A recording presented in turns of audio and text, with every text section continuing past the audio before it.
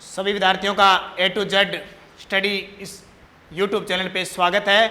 और कल जो हमने एक हिस्ट्री की क्लास पढ़ी थी बहुत इंपॉर्टेंट थी। सामान्य परिचय आपको सारा बताया था, पूरा खोल के आपको बता दिया कि राजस्थान हिस्ट्री में क्या आता है, और शायद आप उन टॉपिकों को समझ पाओगे, क्योंकि बहुत सारे ऐसे विद्यार्थी होते हैं कि उन टॉपिकों पे पहुंचते नहीं है, पहले पेपर आ जाता है, चार एक टॉपिक पढ़े पहले पेपर आ गया। ठीक है, तो जल्दी से थंबनेल करो, लाइक करो सारे के सारे और शेयर करो। और चैनल पे नए हैं तो करना क्या है, वो लाल दिखाई दे रहा है ना, लाल सा एक ही दिखाई दे रहा है, फटाफट उसको क्या करोगे, दबाओगे ताकि वो ब्लैक हो जाए। ब्लैक होने का मतलब हमें सपोर्ट मिल रही है, हमारा कारवां बढ़ रहा है। ठीक है, तो कल हमने आपको जैसे कहा था हम कौन सा पढ़ेंगे, जालोर के चौहान। कौन से? जालोर के चौहान। देखो जालोर के चौहानों से क्वेश्चन कहां से आएगा, जालोर के चौहानों में प्रश्न कहां कहां आएगा, राजस्थान पुलिस, पटवार, स्टेनोग्राफर और आगे जो बीएसटीसी का एग्जाम देगा उसमें आएगा, पक्का क्वेश्चन आएगा। और जो रीट की तैयारी कर रहे हैं ना, ये ध्यान रखना, रीट वाले कहते हैं सर हमारे राजवंश नहीं है, भाई एनसीईआरटी की बुक में सारा कुछ है, एनसीईआरटी की बुक में सारा है तो सारा ही आएगा। ठीक है, पढ़ लेना। अब मैं सबसे पहले टॉपिक स्टार्ट कर रहा हूं भाई, जालोर बड़ा ही इंटरेस्टदार है। जालोर तो समझते हो आप, इस जालोर की सीमा गुजरात से लगती है, पता है ना आपको, किससे लगती है, जालोर। और इस जो जालोर है, जिले की आकृति किस प्रकार की है, थोड़ी बहुत आपको सामान्य जानकारी मैं देता हूं। आकृति है वो किस प्रकार की है, व्हेल मछली के समान है। किसके समान? व्हेल मछली। व्हेल मछली देखी है क्या? प्राणियों में सबसे बड़ा स्तनधारी जीव है व्हेल मछली। व्हेल, ब्लू व्हेल जिसको कहते हैं, व्हेल मछली के समान इस जालोर जिले की आकृति है। गुजरात से इसकी सीमा लगती है, गुजरात राज्य से लगती है कि नहीं लगती। अब देखो इस जालोर का प्राचीन नाम क्या था, जालोर का प्राचीन नाम तो भाई जाबालीपुर। कौन सा? जाबालीपुर था, याद रख लेना, जाबालीपुर। अब अपने गांव में बहुत देखे ना, किंगा किंगा नाम निकला हुआ है। कई जगह तो बहुत पुराने समय में कोई कालू जी आवे ढाबो चलाता, चाह बेचता, बंग नाम हो गया कालू वाल ढाबो। कोई खान रहे तो भी नाम खानू हो गया। ठीक है, कोई कुछ भी हो गया, ऐसे नाम आते हैं ना बहुत सारे। एक जगह कहीं खुंटो है तो बड़ा खुंटा सिंह हो गया। एक तो इधर जैसलमेर पता नहीं किस तरफ मैंने देखा था, लोग वहाँ चोरी करते थे, उसका नाम ही चोरियाँ हो गया। देखते ना, कहीं डंडी हो गया, केड़ा डंडा ही होता बहुत। तो ऐसे नाम होते हैं। ठीक है, तो इस जालोर का प्राचीन नाम था जाबाली। अब नाम कैसे पड़ा, एक वही चौहान का नाम आते ही बिजोलिया शिलालेख के अनुसार, बिजोलिया शिलालेख के अनुसार, ये बिजोलिया बड़ा आता है, ध्यान रखो। बिजोलिया शिलालेख के अनुसार इस क्षेत्र पर पहले महर्षि जबाली तप करते थे, या कह सकते हैं महर्षि जबाली की तपोभूमि। महर्षि जबाली की तपोभूमि के कारण इसका नाम क्या पड़ा, जबाली। है ही भी इतो बड़ो संत महात्मा महर्षि जबाली तप करना रहे, तो क्यों ना लोग सोचते हैं कि जबाली जबाली करता करता जबालीपुर हो गया। अब क्या हुआ, कई दिन तो चलो जबाली जी आज इतना दिन तो चलो, और भी बाद में कहानी खत्म। जबालीपुर का नाम बदल गया, और इस जबालीपुर में सबसे ज्यादा जाल के वृक्ष थे। किसके? जाल के वृक्ष थे। यानी बिजोलिया शिलालेख के अनुसार महर्षि जबाली की तपोभूमि के कारण इसका नाम क्या पड़ा, जबाली, जाल के वृक्ष। ठीक है, जाल के वृक्ष बहुत सारे थे, जहां जहां जाल के वृक्ष का किनारा लगता था वो क्षेत्र अब क्या कहलाने लग गया, जालोर कहलाने लग गया। ठीक है, ये तो बात होगी जी कि जालोर है ना, जालोर का नाम जबालीपुर था, कैसे, जाल वृक्ष के कारण जालोर पड़ा। अब बात आती है यहाँ के कौन से वंश थे। अब क्वेश्चन आ जाता है सीधा एग्जाम में, छोटा सा आ जाता है कई बार, जालोर में किस वंश का राज था, चौहानों का, और कौन से, सोनगरा। अब सोनगरा नाम कैसे पड़ा, देखो भाई, ऊपर तो हेडिंग है ही जालोर के चौहान। ठीक है, बार बार लिखने की जरूरत नहीं है, कौन से चौहान, जालोर के चौहान। अब देखो जालोर के चौहानों की कहानी, कि जालोर के चौहान कहां से स्टार्ट हुए। तो एक आपने नाडोल नाम सुना, नाडोल, नाडोल कहाँ पे है, पाली में, नाडोल पाली में है। और यहाँ का एक शासक था अल्हण। कौन सा शासक था, अल्हण चौहान था। अल्हड़ चौहान था। पहले ये जालोर के चौहान नहीं होते थे, यानी स्टार्ट इसके कहाँ से होते हैं, नाडोल पाली, नाम सुना होगा आपने, लक्ष्मण सिंह चौहान इसका संस्थापक था, लक्ष्मण सिंह चौहान। आपसे पूछे ना कि सबसे चौहानों की सबसे प्राचीन शाखा कौन सी शाखा, तो नाडोल। और राजस्थान में सबसे प्राचीन चौहान कहाँ के थे, सांबर अजमेर के चौहान। ठीक है, दो बातें ध्यान रखना।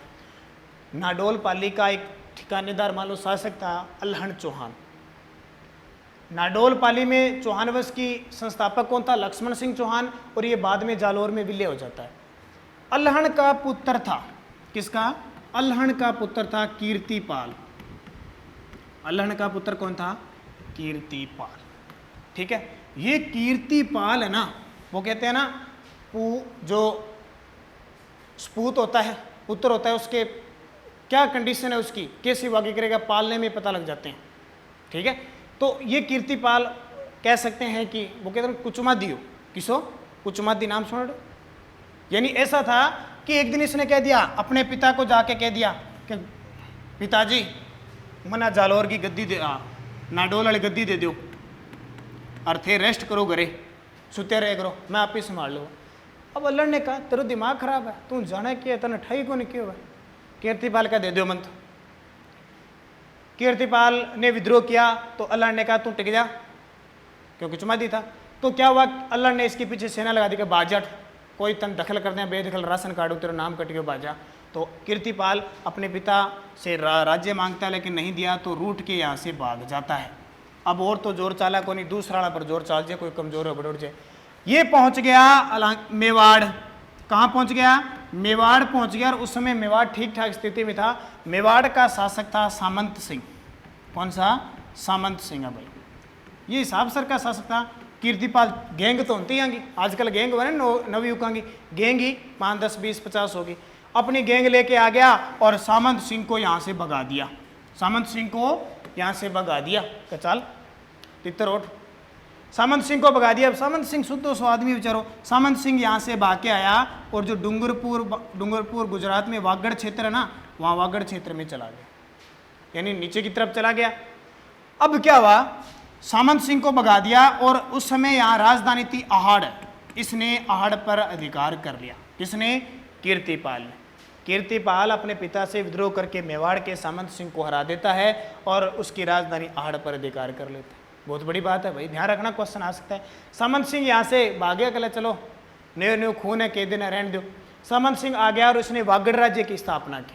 डूंगरपुर के क्षेत्र में वागड़ की स्थापना की, या वागड़ क्षेत्र की स्थापना की। बड़ौदा भी इसको आसपास के क्षेत्र को कहते थे, बड़ौदा। अब क्या हुआ, इस बात का पता लगा कुमार सिंह को, बड़े पास से गेड़ो कुमार सिंह। ठीक है, इस सामंत सिंह का भाई था कुमार सिंह, उसको पता लगा कि मेरे ला भाई चक दियो। कुमार सिंह आया और कुमार सिंह ने इस कीर्तिपाल को हरा दिया और यहां से भगा दिया। कीर्तिपाल को मेवाड़ से खदेड़ दिया। अब क्या कीर्तिपाल अपने पिता के पास जाएगा, जूत खाना है, कौन जाए। तो क्या हुआ, कीर्तिपाल यहां से भागा और भाग के आके और इस जालोर क्षेत्र पर, जालोर पर बेचारे शुद्ध सादे परमार रहते थे। कोई छोटा मोटा, कोई वीर नारायण है और कोई और पंचकुला इसके नाम के थे, इनको हरा दिया इसने। कुचमादी तो हो ही, पंगा तो लेना ही लेना।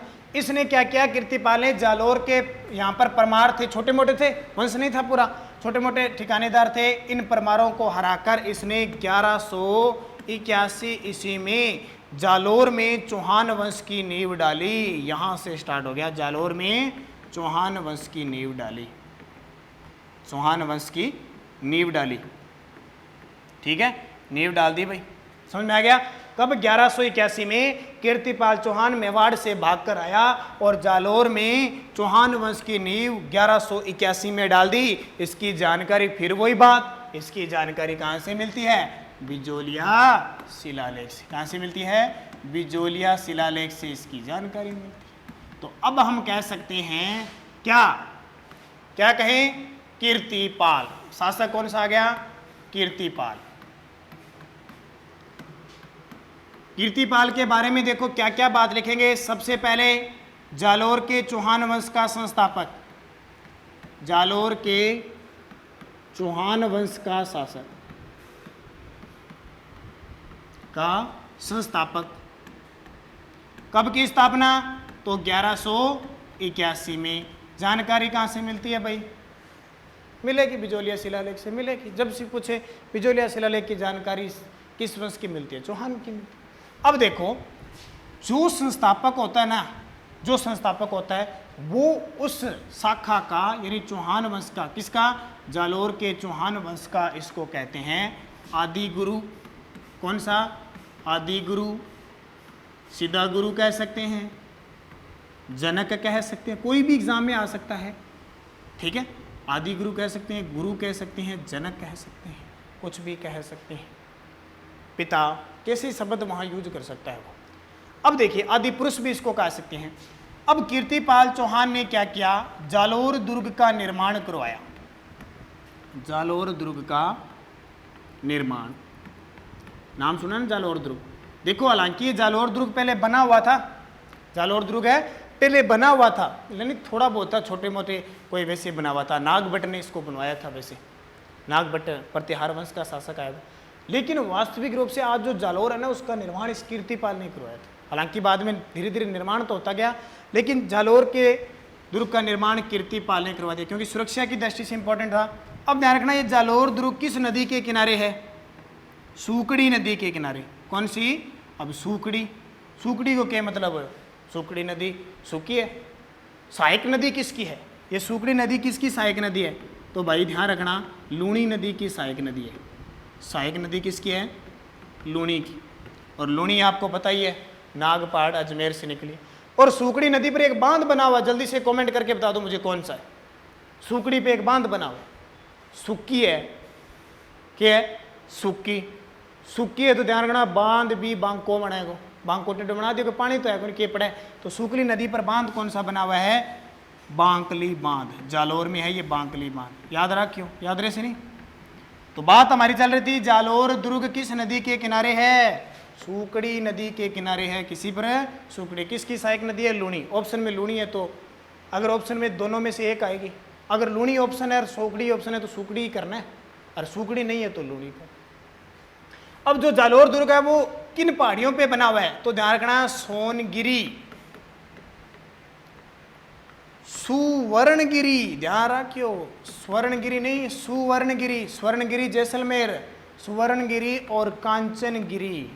स्वर्णगिरी और कांचनगिरी पहाड़ी पे कौन सा दुर्ग है? जालोर दुर्ग। अब देखो, सोनगिरी पहाड़ी पर होने के कारण जालोर के चौहान क्या कहलाए? सोनगरा चौहान कहलाए। कौन से? सोनगरा चौहान। अब एग्जाम में आता है, राजस्थान के किस भाग में सोनगरा चौहान थे? दक्षिण पश्चिम भाग में, या क्वेश्चन है जालोर क्षेत्र में सोनगरा चौहान थे। ये भाई जी बात किसकी होगी? कीर्तिपाल की। बात समझ में आ गई? एक बार थंबनेल कर दो अगर बात समझ में आ गई तो, लाइक का बटन जरूर दबा दो। कीर्तिपाल जालोर के चौहान वंश का संस्थापक। इसने स्थापना कब की? 1181। जानकारी कहाँ से मिलती है? बिजोलिया से। आदि गुरु, गुरु, जनक, आदि पुरुष सब इसको कहते हैं, क्योंकि संस्थापक था। जालोर दुर्ग का निर्माण इसने करवाया था वास्तविक रूप से सूकड़ी नदी के किनारे। किस पहाड़ी पर? सोनगिरी, स्वर्णगिरी, या कहें कांचनगिरी। सोनगिरी पहाड़ी पर होने के कारण इसका नाम क्या पड़ा? चौहानों का नाम क्या पड़ा? सोनगरा चौहान। बात समझ में आ गई? अब आगे देखो, आगे क्या देखना है हमें कि ये कीर्तिपाल है। अब ये मुझे बताओ कि राजस्थान का अबुल फजल किसे कहते हैं? राजस्थान का अबुल फजल किसे कहते हैं?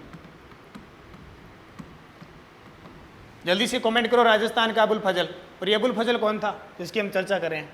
इतने में पानी पी लेता हूं मैं, मुझे जल्दी से बताओ कि अबुल फजल कौन था और राजस्थान का अबुल फजल किसको कहते हैं और किसने कहा था? बहुत इंपॉर्टेंट क्वेश्चन है, क्वेश्चन से क्वेश्चन जुड़ेगा और हम टॉपिक पे टॉपिक करेंगे। हम हिस्ट्री पढ़ रहे हैं तो हिस्ट्री से रिलेटिव कुछ भी क्वेश्चन कर सकते हैं, ध्यान रखना।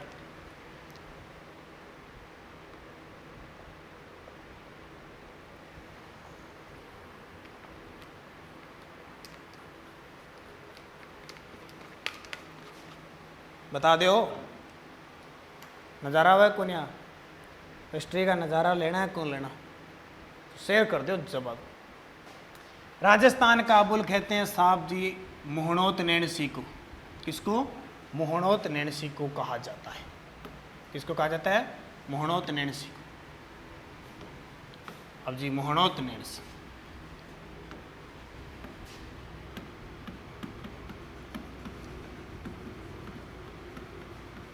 नाम जानते हो इस मोहनोत नैणसी का? आगे चर्चा करूंगा, वैसे मैं शॉर्टकट में बता देता हूं।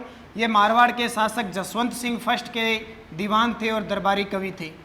जसवंत सिंह फर्स्ट के दीवान और दरबारी कह सकते हैं। ध्यान रखना, मारवाड़ के राठौड़ वंश के शासक थे जो 1638 से 1678 तक राज करते हैं। इनकी चर्चा आगे करेंगे। मोहनोत नैणसी को राजस्थान का अबुल फजल किसने कहा? मुंशी देवी प्रसाद ने। किसने? मुंशी देवी प्रसाद थी, जयपुर के इतिहासकार हैं, उन्होंने मोहनोत नैणसी कहा। बात आई भी अबुल फजल, तो अबुल फजल ये अकबर, जानते हो अकबर को? मुगल सम्राट अकबर। मुगल सम्राट अकबर के नवरत्न थे। मुगल सम्राट अकबर नवरत्न थे। और ध्यान रखना ये राजस्थान के नागौर जिले से थे। कहाँ से? नागौर जिले से थे। और इन्होंने ग्रंथ लिखा अकबरनामा ग्रंथ लिखा था। अकबरनामा ग्रंथ किसने लिखा था? अबुल फजल ने। और ये अबुल फजल बाद में यूसुफ जइयों के विद्रोह के दौरान ये मारा जाता है। ठीक है, तो ये समझ में आ गया मोहनोत नैणसी। अब मैं इसकी चर्चा ही क्यों की भाई? कहाँ तो हम जालोर के चौहान पढ़ रहे, इसका क्या काम? तो भाई देखो, इसने एक बात कही थी। इस मोहनोत नैणसी ने कीर्तिपाल की वीरता को देखकर कहा कि तू एक महान राजा है, कि तू एक महान राजा है। ये एक बार एग्जाम में आ चुका है। आज तक के इतिहास में सिर्फ एक बार ही क्वेश्चन आया, आगे आ सकता है कि कीर्तिपाल के बारे में किसने कहा कि तू एक महान राजा है? मोहनोत नैणसी। ये भी मोहनोत नैणसी कौन आ गया भाई? तो राजस्थान का अबुल फजल है। किसने राजस्थान का अबुल फजल कहा? तो मुंशी देवी प्रसाद। भाई कहाँ रहता है ये? जसवंत सिंह का दीवान था मारवाड़ का। और इसने ग्रंथ कौन से लिखे? बड़े प्रसिद्ध ग्रंथ है। इसके ग्रंथ जब सुनोगे ना मोहनोत नैणसी के, तो ग्रंथ का नाम है नैणसीरी ख्यात। मोहनोत नैणसीरी ख्यात लिख दी एक तन। दूसरी फेरिन जक कोने, क्योंकि ठंडाने के पहले અહીંયા कोने तो 8वीं पास कर ली और कह किस स्कूल में लागना, 10वीं कर ली और BSTC कर लिया और कांस्टेबल आ गया। कोई टारगेट नहीं होता था। जी की भाषा आवे नहीं भाई चालन दो, आनी चाहिए की नहीं। एक तो नैणसीरी ख्यात उसका ग्रंथ है, और एक इसका ग्रंथ है कौन सा? मारवाड़ रा प्रगनारी विगत। मारवाड़ रा प्रगनारी विगत। समझ में आई बात? ये इसको राजस्थान का गजेटियर कहते हैं। ठीक है, गजेटियर पत्रिका थी यूरोपीय क्षेत्र की, तो गजेटियर कहते हैं। और सबसे पहले राजस्थान में जो जनगणना की शुरुआत इसमें होती है, मारवाड़ रा प्रगनारी। बात समझ में आ गई? तो ये था। अब मोहनोत नैणसी ने इसे क्या कहा कि तू एक महान राजा है। कौन सा? कि तू एक महान राजा है। अब ये शासक हो गया आपका कंप्लीट। अब देखो, कुछ एक शासक आए थे जालोर के अंदर। जैसे मैं नाम बता देता हूं। एक आया था समर सिंह। कौन सा आया था? समर सिंह। पहले तो कौन आ गया? कीर्तिपाल। कई बार सीधा एग्जाम में पूछ लिया जाता है ये किस वंश से संबंधित है। कीर्तिपाल आ गया, बाद में समर सिंह आ गया, बाद में एक उदय सिंह आता है। ठीक है, एक आता है चाचिंग देव। ठीक है, इनका कोई कालक्रम याद नहीं करना, बस ध्यान रखना ये कहाँ के शासक थे। चाचिंग देव। फिर आगे आपके सामंत सिंह, और फिर आता है लास्ट और सबसे प्रसिद्ध काहन्नड़ देव। ठीक है, इसमें बीच में एक और लिखो तो मालदेव लिख सकते हो। ये शासक आए। कीर्तिपाल, समर सिंह, उदय सिंह, चाचिंग देव, सामंत सिंह, कानड़ देव और मालदेव। ये जालोर के सोनग्रा चौहानों के शासक थे। कीर्तिपाल के बारे में बता दिया। समर सिंह के बारे में इतनी कहानी याद रखनी है कि जब समर सिंह जालोर का शासक था उस समय क्या हुआ। ठीक है, कोई ज़्यादा घटना घटित नहीं हुई। मालदेव को मुछाला मालदेव कहते हैं कि बड़ी बड़ी मुच्छें रखता था, इसको क्या कहते हैं? मुछाला मालदेव। बस ध्यान रखना, मुछाला मालदेव कहाँ का प्रसिद्ध था? जालोर का पुस्तक। बहुत मोटी मोटी कहीं की रखा नहीं, मोटी मोटी बट लगाए रखा है। हल्कर पर आपने न्यूज में देखा था कि एक व्यक्ति ने मुछ ऊंची कर रही थी, नीची नहीं करती थी, उसको पीट पीट के मार दिया। देखे होगे थे। तो ज़्यादा मुछा भी ऊंची कुंडी करना में कोई फायदो को नहीं, साफ सर की। ये तो राजा महाराजा कर देता।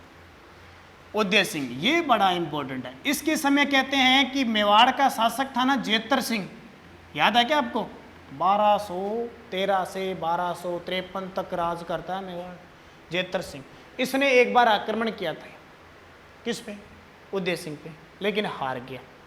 क्या हो गया? हार गया। एक बार इस पे इल्तुतमिश ने भी आक्रमण किया था। इल्तुतमिश इन तो जानो, इसने इसके साथ बुताला का युद्ध लड़ा था, पता है? इसके साथ बुताला का युद्ध लड़ा था। जेतर सिंह ने भी आक्रमण किया और इल्तुतमिश ने भी आक्रमण किया, लेकिन दोनों कामयाब नहीं हुए। दोनों कामयाब नहीं हुए। और 1253 में नासरुद्दीन मोहम्मद ने भी आक्रमण किया, लेकिन भाई उदय सिंह तो उदय सिंह।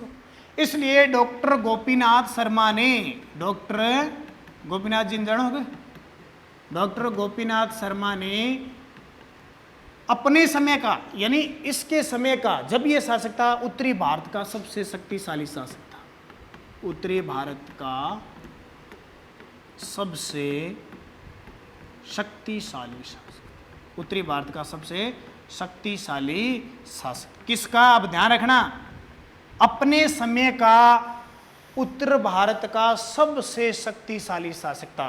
कौन कहता है बात? डॉक्टर गोपीनाथ शर्मा। क्योंकि देख ली भी, जेतर सिंह भी गया था, कामयाबी नहीं मिली। इल्तुतमिश गया, कामयाबी नहीं मिली। और एक नासरुद्दीन मोहम्मद था, वो भी गया, बलबन ये गुलाम वंश का शासक था नगड़ा, उसे भी कामयाबी नहीं। तो हुआ कि नहीं हुआ? उद्देश्य हुआ ना। वैसे समर सिंह के बारे में तो ज़्यादा जरूरत नहीं है। लीला देवी इसकी पुत्री थी। उसने गुजरात के शासक भीम के साथ इसकी शादी कर दी थी। और गुजरात और जालोर के चौहानगा सोनग्रा चौहानों के बीच आपसी संबंध हो गए थे अच्छे। चाचिंग देव जी, चाचिंग देव जी के बारे में ज़्यादा नहीं याद रखो, ठीक है? एक ही ध्यान रखियो, महाराजा धिराज की उपाधि धारण की थी। कौन सी? महाराजा धिराज की उपाधि धारण चाचिंग देव जी। एक क्वेश्चन एग्जाम में आ चुका है कि चाचिंग देव का संबंध किस वंश से था? चौहानों से। और चौहानी कौन से? सोनग्रा। अब साहब आ गया सामंत सिंह, ठीक है? एक सामंत सिंह के बारे में दो चीजें ध्यान रखना। एक तो इसके समय अलाउद्दीन खिलजी ने, अब अलाउद्दीन खिलजी कौन हो? कौन हो अलाउद्दीन खिलजी? एक के खिलजी वंश का शासक। जब इसने गुजरात पे आक्रमण किया, उस समय शासक कौन था? सामंत सिंह। 1299 में इसने आक्रमण किया था गुजरात में। किसने? अलाउद्दीन खिलजी ने। क्यों? क्योंकि गुजरात में सोमनाथ का मंदिर है, भगवान शिव का। और उस समय उत्तरी भारत में सबसे ज़्यादा सोना था वहाँ। कोई भी हिंदुस्तान का राजा बनता था ना, वहाँ जाके लूटपाट जरूर करता था। आपने मोहम्मद गजनवी को सुना होगा, कितनी बार आक्रमण किए थे। 1025 का तो बहुत ही भीषण आक्रमण था। अलाउद्दीन खिलजी जा रहा था तो रास्ते में कौन आ गया? सामंत सिंह आ गया। और सामंत सिंह ने क्या है? इसकी सेना को लूट लिया, यानी वापस आते समय इसकी सेना को लूट लिया था। तो वेर विरोध होना था। एक सामंत सिंह की खासियत ध्यान रखना, सामंत सिंह ने अपने जीवन में ही 1296 में अपने पुत्र कानड़ देव को राज प्रशासन दे दिया था। हालांकि राजा तो यही था, लेकिन सारा कार्यभार किसको दे दिया था? कानड़ देव। तो ये सामंत सिंह हो गया। अब इसके बाद शासक आता है कानड़ देव, जो हमारे लिए सबसे ज़्यादा इम्पोर्टेंट है, ठीक है? कानड़ देव जो हमारे लिए क्या है? सबसे ज़्यादा इम्पोर्टेंट है और सबसे ज़्यादा क्वेश्चन आते हैं। तो पहले मैंने ये सारी आपको बताई, कीर्तिपाल, समर सिंह, उदय सिंह, चाचिंग देव, सामंत सिंह और कानड़ देव, सारी की सारी कहानियाँ, ठीक है? अब मेन बिंदु आता है कि कानड़ देव को पढ़ना है। इससे पहले छोटी सी बात आपको याद रखनी है, क्या? कि जब जब हम हिस्ट्री पढ़ते हैं, जब जब हम हिस्ट्री पढ़ते हैं, हमारा संबंध मुगलों से था, क्योंकि राजपूतों का संबंध मुगलों में था, दिल्ली सल्तनत से भी था। अगर हमें दिल्ली के शासक, हालांकि इंडियन हिस्ट्री आपको पढ़नी पड़ेगी, अगर आपको दिल्ली से संबंधित जानकारी नहीं है तो आप राजपूताना, क्योंकि आपने नाम सुना है, कभी बलबन ने आक्रमण किया भारत पे, कभी इल्तुतमिश ने किया, कभी अकबर ने किया, कभी जहांगीर के साथ संधि होती है, कभी अलाउद्दीन खिलजी करता है, सुने ना आपने? तो हमें पता होना चाहिए कि वहाँ जब शासक था उस समय हमारे राजस्थान में कौन था, ठीक है? तो अब हमें पढ़ना है कि राजपूताना का दिल्ली सल्तनत से संबंधित, राजपूताना का दिल्ली सल्तनत से संबंधित। अब मैं सबसे पहले बताता हूँ आपको दिल्ली सल्तनत। दिल्ली सल्तनत।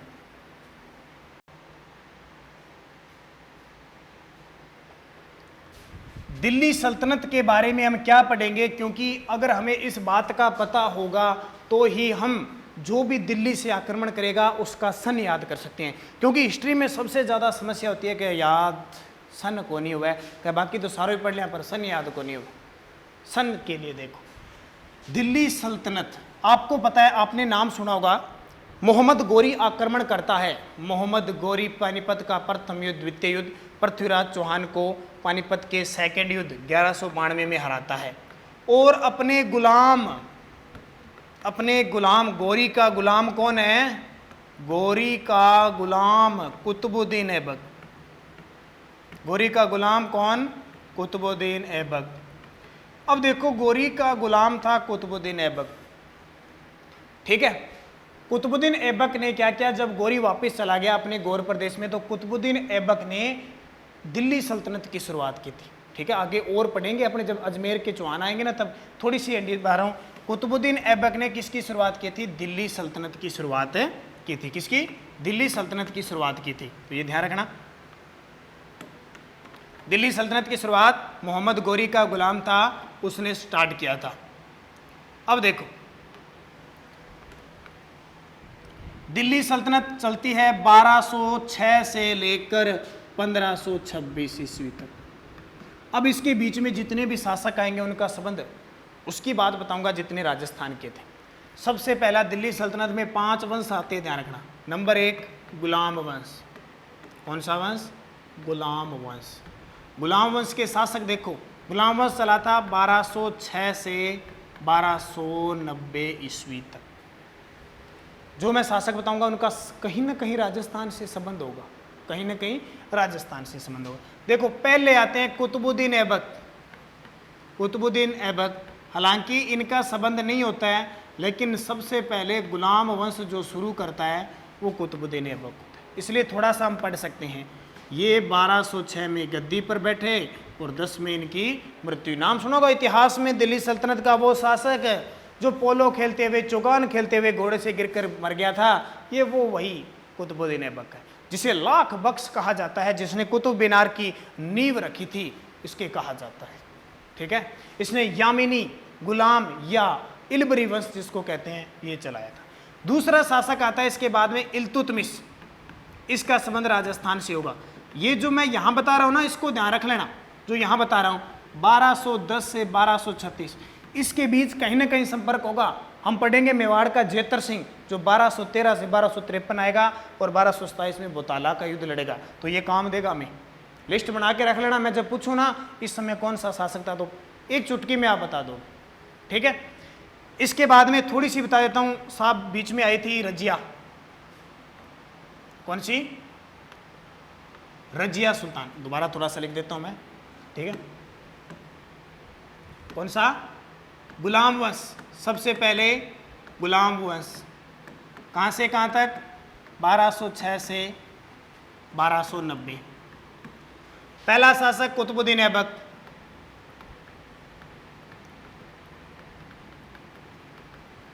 गद्दी पर बैठा 1206 में, टंग गया 1210 में। इल्तुतमिश, एकता प्रणाली चलाई थी जिसने 1210 में गद्दी पर बैठा और 36 में मृत्यु। फिर देखो बीच में आ गई रजिया सुल्तान, इसकी पुत्री थी। क्यों बता रहा हूं मैं? क्योंकि ऐतिहासिक परक बात है, भारत की एकमात्र या हिंदुस्तान की एकमात्र प्रथम और अंतिम महिला मुस्लिम शासिका रजिया सुल्तान।